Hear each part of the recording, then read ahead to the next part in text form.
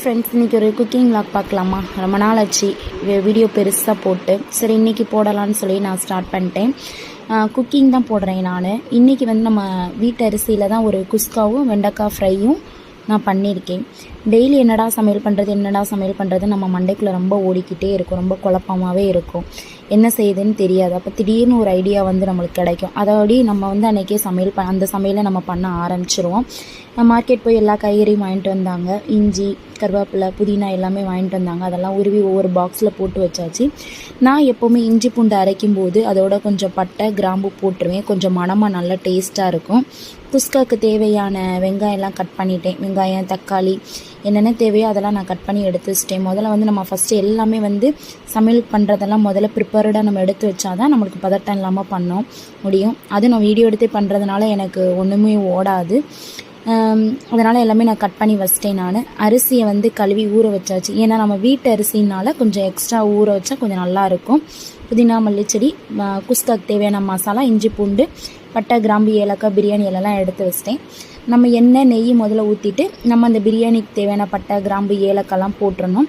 அப்புறம் வெங்காயத்தை போட்டு நல்லா வதக்கணும். இது நம்ம எப்படி பிரியாணி செய்வோமோ அதே மாதிரி தான். எண்ணெய் நம்ம கறி போட மாட்டோம்.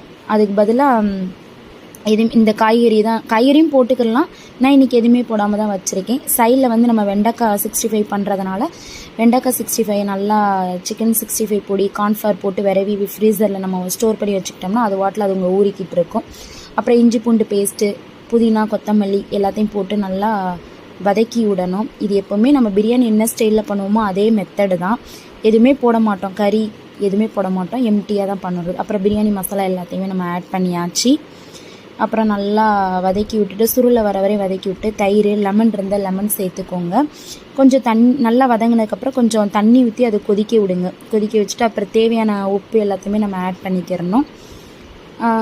ஆட் பண்ணிவிட்டு நல்லா சுருளில் வர வரையும் நம்ம இது பண்ணிவிட்டு கொஞ்சம் தண்ணி போட்டு அது கொதித்து வந்தோடனையும் நம்ம வெயிட் பண்ணிகிட்டு இருக்கணும். அப்புறம் வந்து அரிசியை வந்து ஆட் பண்ணிடணும்.